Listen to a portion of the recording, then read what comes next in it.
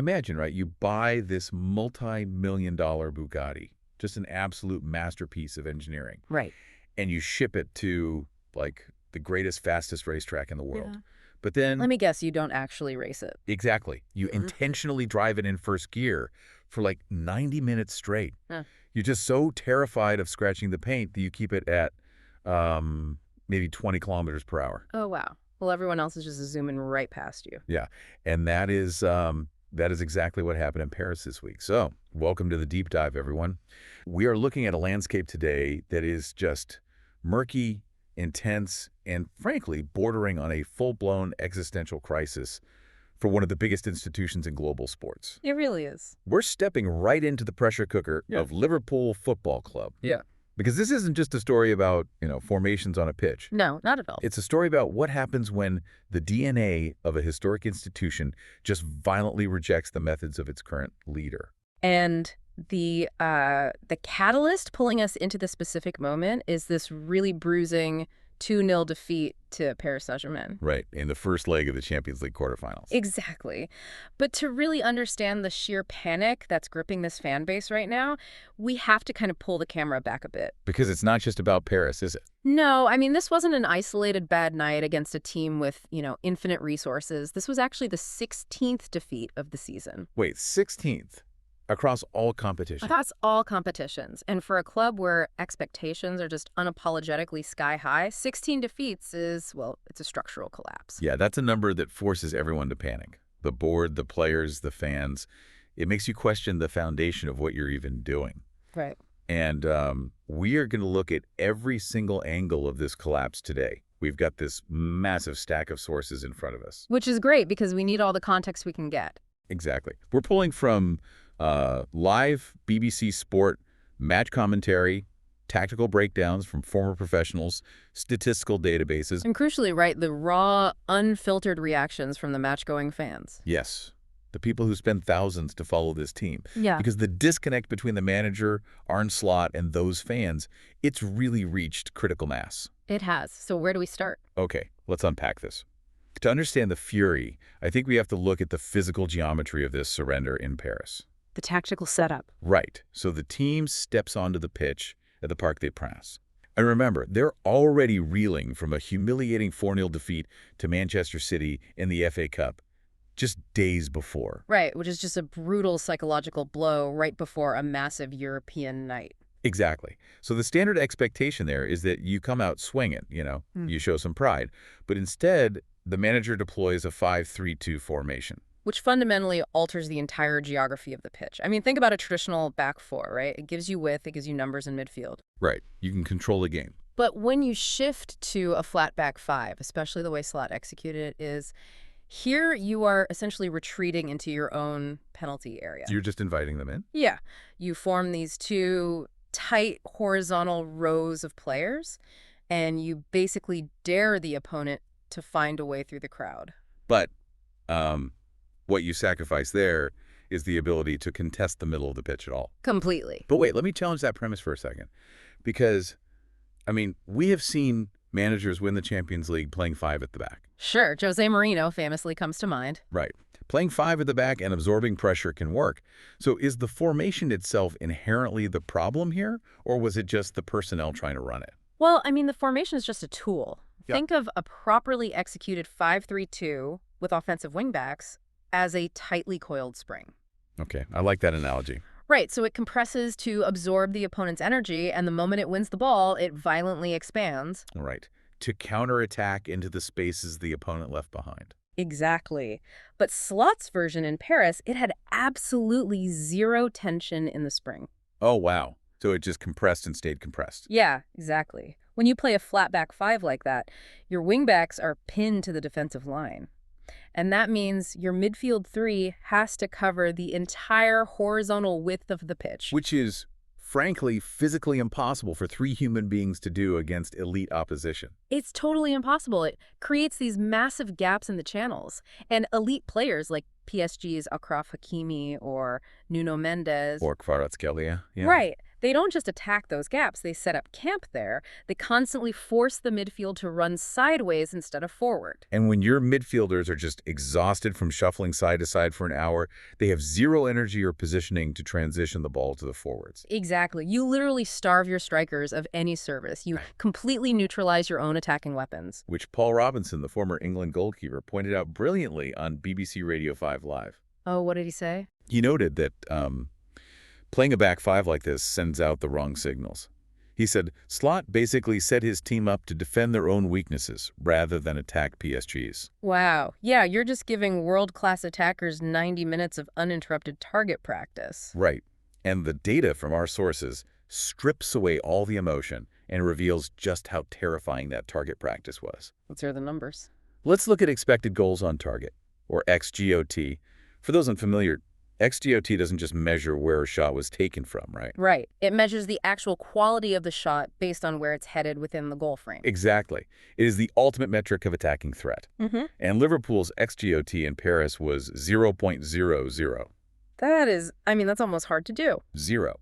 They did not register a single shot on target for the entire 90 minutes. I read they managed only 3 shots all game. Yep, and every single one was a speculative effort from well outside the penalty box. And the passing numbers are just as grim. They completed a mere 189 passes. Which, to put that in perspective for you listening, top-tier European teams often complete 500 to 600 passes in a match. Easily. Liverpool had 26% possession. They weren't just beaten, they were entirely bypassed by the game. Julian Lorenz, reporting for ESPN, was incredibly blunt about this. He stated that Liverpool simply didn't come to play football. I saw that quote. Yeah, his point was that you can play a back five, sure, but you still have to actually attempt to play the game. You can't just park a bus and hope the clock runs out. And the wild thing is, the 2-0 scoreline with those goals from Desire Du and Kvicha Kvaratskhelia, it actually flatters Liverpool. Oh, completely. Okay. It totally disguises the true extent of the beating. I mean, Ousmane Dembele alone missed 3 glorious chances that he would normally just bury. Yeah, he blazed one over the bar, he hit the woodwork, and shot straight at the keeper. If PSG had been clinical, or honestly even just average in their finishing, this tie would have ended in the first leg. Could have been 4 or 5-0. Which brings us to the only reason Liverpool is even mathematically alive in this tournament, right? Georgi Mamardashvili. The stand-in goalkeeper. Right, because Alisson's out injured, and Mamardashvili pulled off absolute miracles in Paris. Paul Robinson even named him man of the match. Which is arguably the most damning indictment of a manager's tactical system possible. Oh, without a doubt. When your goalkeeper is the undisputed star in a game where you had 0 shots on target. And 26% possession. Right. It means your defensive system hasn't worked at all. You have simply relied on individual athletic brilliance to prevent a historic massacre. Exactly. But that transition from the pitch to the press room, that is where this situation morphs from just a bad tactical night into a comprehensive public relations disaster. The post-match interviews. Right, because the post-match interview is the bridge between the manager and the fan base. It's where you control the narrative. Or lose it entirely. Right. Let me read you Arne Slot's exact words to TNT Sports. Listen closely to the framing here. Okay, go ahead. He said, "If you reflect on the whole game, I think we are lucky with only losing 2-0. The first goal felt hard. I think it is very good for us. We are still in the tie. We can bring them to Anfield, and we know how good Anfield can be for us." Wow. What's fascinating here is the psychological disconnect in that statement. It's just staggering. Right. I mean, technically, he's not wrong. No, if we look at it through a purely pragmatic, mathematical lens, he is correct. Being down 2-0 after generating 0 offense is incredibly lucky. But communicating that explicitly to a global television audience, and more importantly, to your own supporters. It normalizes inferiority. Yes, it projects a loser's mentality. This is a club whose entire modern mythology is built on defiance. On conquering Europe against all odds. Exactly. Hearing the manager publicly project relief that they were only beaten 2-0, it shatters that illusion of invincibility that a top club relies on. And the visceral reaction on the Reddit match threads was explosive. Oh, I was reading them. Fans were literally asking, are we now settling for mediocrity? And the irony wasn't lost on the supporters either. I mean, Slot has spent a significant portion of this season complaining in press conferences about smaller teams using low blocks against Liverpool. Right. He's constantly criticized teams for refusing to play football. And then, the very moment he faces a superior opponent, He deploys the exact same passive tactic. Fails to even execute it properly. Right, and then celebrates the narrow margin of defeat. It just destroys his credibility in the eyes of the fan base. And you can see the collateral damage of that strategy when you look at the players. Like, let's look at the captain, Virgil van Dijk.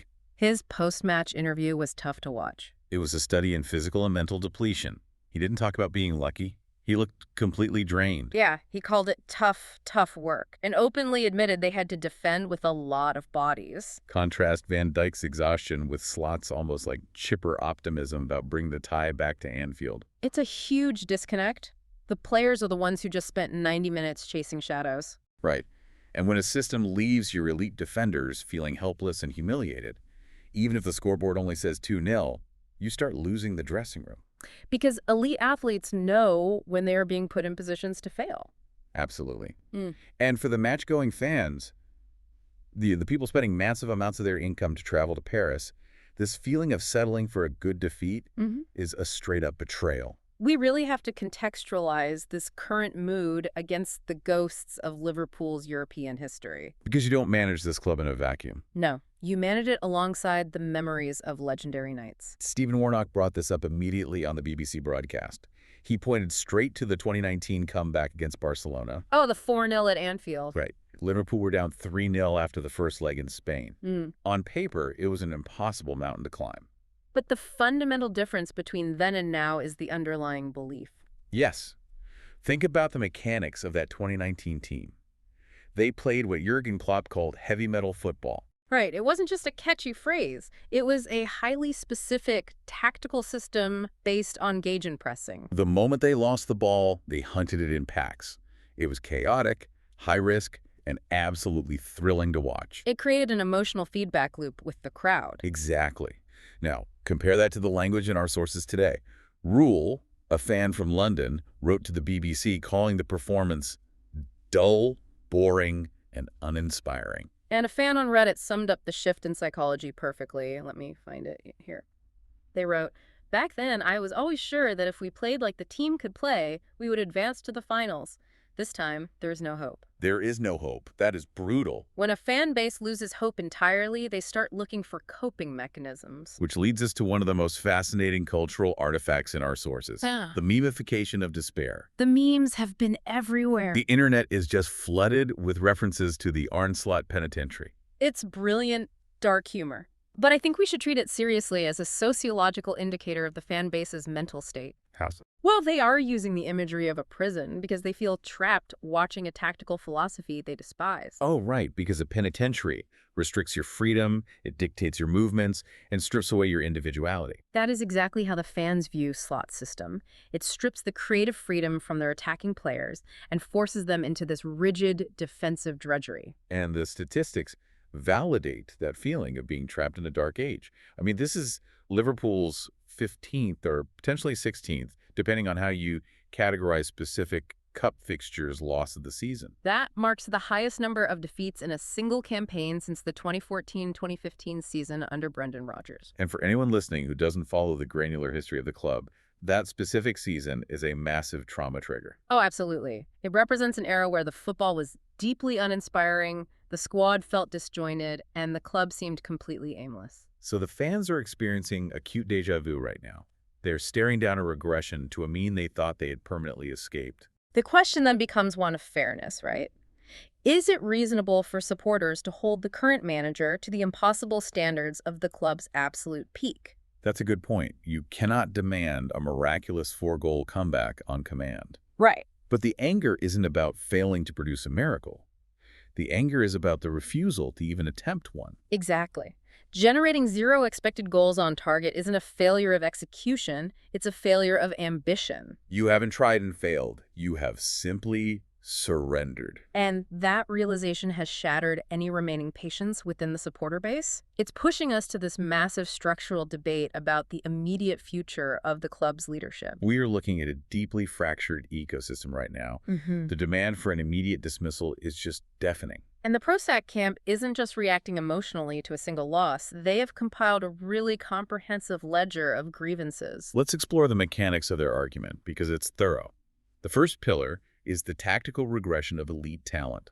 We're seeing players who were considered among the best in the world a year or two ago suddenly looking lost and lethargic. Right. And when multiple top-tier players simultaneously drop in form, it usually points to a systemic issue rather than individual decline. The second pillar is the manager's in-game management. The sources are filled with furious complaints about his substitution patterns. Yeah, he is repeatedly bringing on attacking players far too late to actually influence the game. Or inexplicably removing attacking threats when the team is desperately chasing a goal. Which signals a manager who is either paralyzed by indecision or just fundamentally misreading the flow of the match. But honestly, the most potent argument for immediate dismissal is purely financial. We have to look at the league table. Right. Liverpool is currently fighting just to salvage a top 5 finish in the Premier League, which is the baseline requirement for Champions League qualification next season. And the financial cascade of missing the Champions League is catastrophic for a club of this size.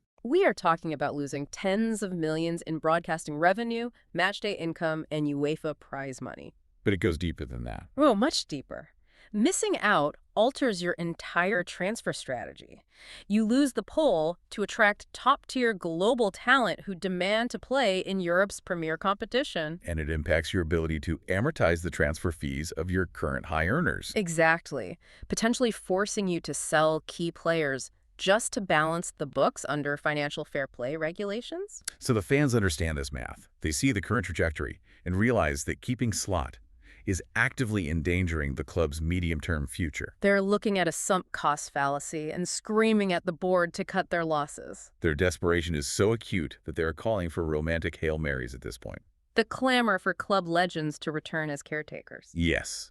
We are seeing intense demands for someone like Steven Gerrard or Xabi Alonso to be parachuted into the manager's office immediately.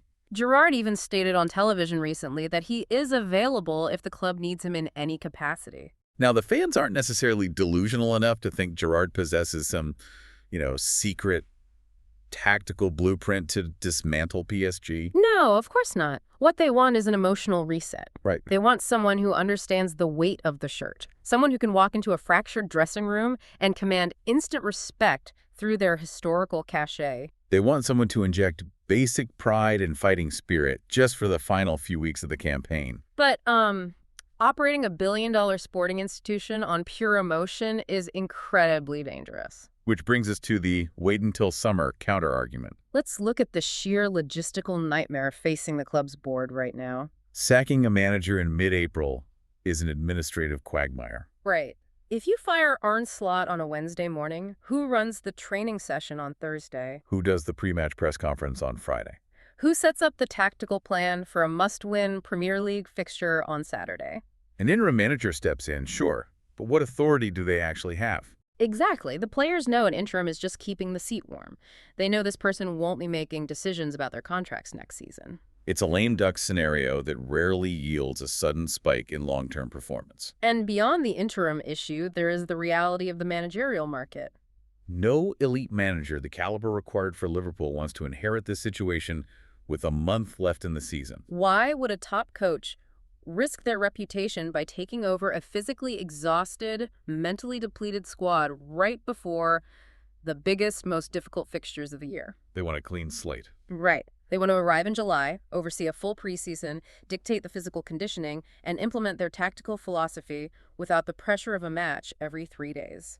So the pragmatic view suggests the board should just grit their teeth, accept that the season is likely a write-off, and meticulously plan for a massive structural overhaul in the summer. But the fans suspect the board is simply paralyzed.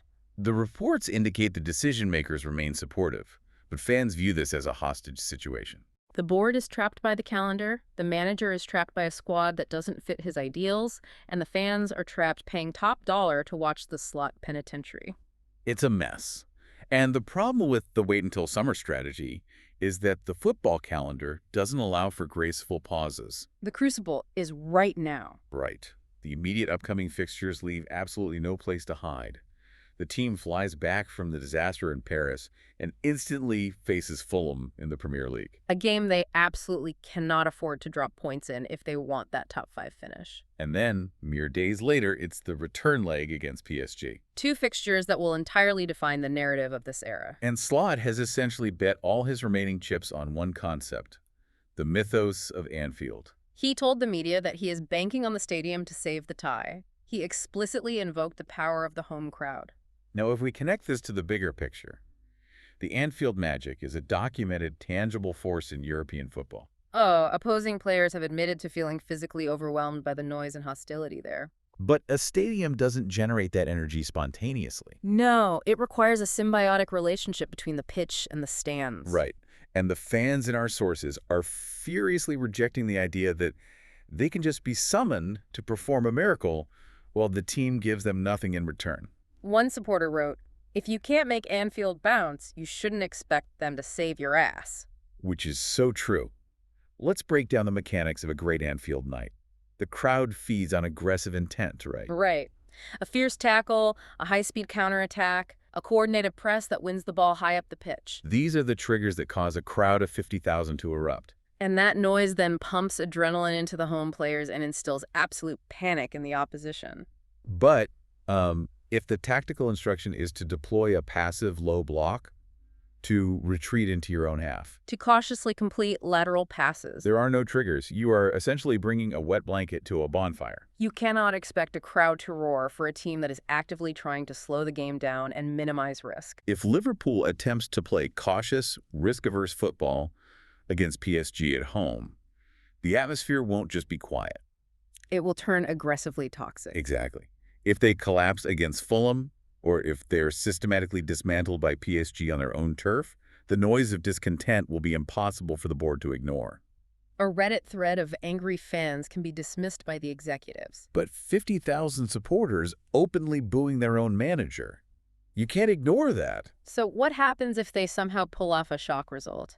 What if they scrape a 3-0 win against PSG? Right. Does that actually fix anything, or is it just a stay of execution? Based on the structural rot, we've analyzed the horrific underlying data, the loss of tactical identity, the apparent disconnect with the players. A single victory, even a miraculous one, feels like a temporary patch on a sinking ship. The trust has fundamentally eroded. That's right. Liverpool is currently caught in a devastating limbo. They are a club trapped between a glorious, high-octane history and a grim, passive present. They have a squad that looks entirely unsuited to the manager's philosophy. They have a manager who appears completely outmaneuvered by elite European opposition. And they have a fan base that is rapidly moving past anger into the most dangerous phase of sports fandom, Apathy. apathy.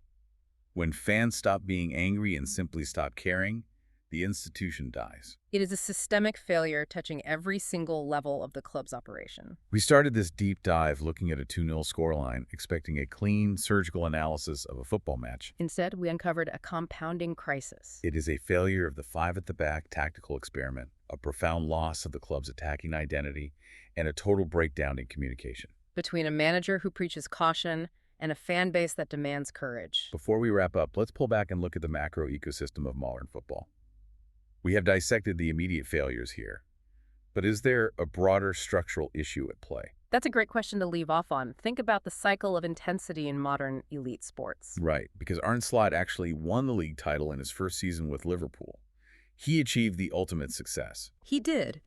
But the physical, emotional, and psychological toll required to maintain that level, the relentless pressing, the hyper-scrutiny, the 90-game seasons. Does it make a catastrophic burnout inevitable? It's the cost of touching the sun. The sheer energy required to play high-intensity, championship-winning football in the modern era might inherently guarantee that the subsequent crash will be violent and destructive. So we might be witnessing the inevitable hangover of an era that simply burned too bright too fast. It changes how you view success, doesn't it? It really does. The next time you see a team hoist a major trophy, operating at the absolute peak of human athletic performance, consider the invisible toll it's taking. You might not just be watching a coronation. You might be watching the fuse being lit for their future collapse. Keep questioning the narratives behind the sports headlines, everyone. The scoreboard rarely tells the whole story. Thank you for joining us on this deep dive. Until next time.